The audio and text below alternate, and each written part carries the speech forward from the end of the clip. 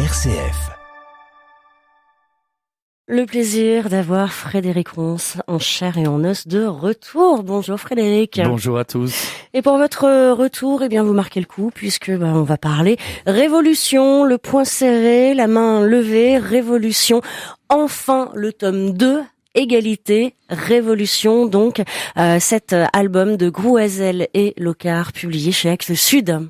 Énorme sortie, je dois dire que... On l'attendait, on l'attendait, mais avec énormément d'impatience. Il y a déjà maintenant 2 ou 3 ans, je suis très mauvais pour me souvenir de ça, mais j'avais été estomaqué, impressionné, ébloui par le tome 1 de Grouazel et Locard. Et j'avais eu pas mal de prix en plus récompensants à juste titre. Je les avais d'ailleurs, je vais me faire un peu d'autosatisfaction, mais je les avais reçus à Bruxelles et je leur avais dit, vous savez, vous avez un livre pour gagner le prix à Angoulême, et ils l'ont eu. Ah oui. Donc ils me sont revenus en me disant, ouais Frédéric, t'avais raison, tout ça, wow, super.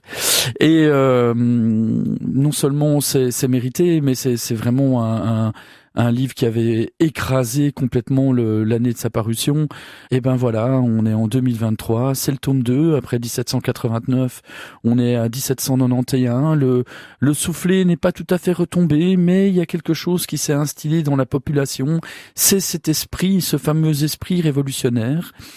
On se rend compte que tout ne va pas être aussi facile, que ce n'est pas juste une révolution, je dirais presque un peu naïve, celle de la quête de droits qui sont aujourd'hui des droits tout à fait élémentaires de nos démocraties.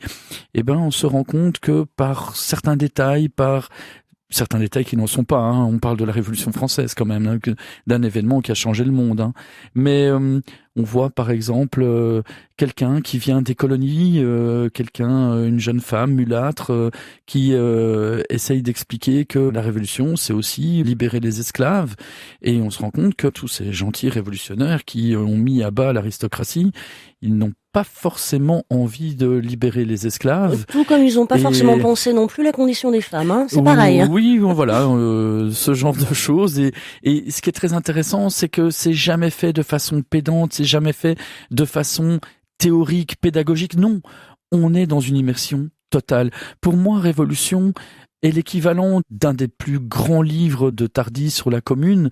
Je pense que jamais on a créé une bande dessinée avec cette ambition-là. L'ambition est immense, et quand on a une ambition de ce niveau-là, bien souvent on se casse la gueule, et eux, pas du tout.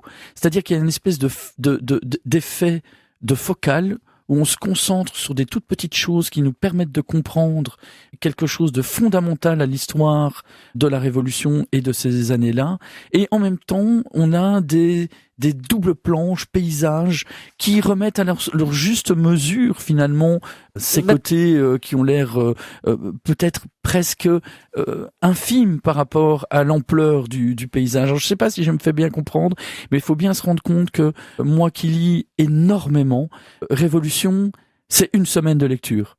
Je veux dire, lire une bande dessinée en ne lisant que ça, c'est une semaine de lecture. Il faut être attentif, il faut être concentré, il faut pas se tromper de personnage, il faut se rendre compte de la véracité factuelle de l'analyse historique. Et comme je l'expliquais pour la parution du tome 1, on est à hauteur des Parisiens, des yeux de Parisiens. On n'est pas dans une analyse historique de gauche ou de droite, on n'est pas dans une analyse historique qui est partisane, on est dans quelque chose qui est vraiment une histoire sociale de la Révolution, à savoir pour le Parisien moyen qui est analphabète et qui pour la plupart est à la limite de crever de faim ou est dans la misère, le personnage principal c'est une femme.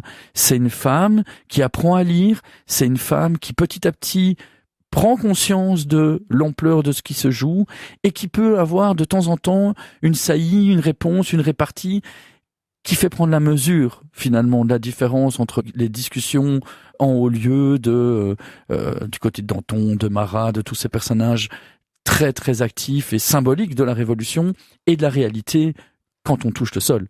Donc graphiquement, c'est absolument somptueux. On est complètement absorbé par le travail graphique, par les planches, par les doubles planches. La double page, c'est vertigineux. C'est vertigineux, c'est absolument vertigineux.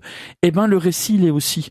C'est-à-dire que on a une espèce d'effet de matrioshka, de gigogne, et ils ne perdent jamais le fil. Ils ne perdent pas leur lecteur.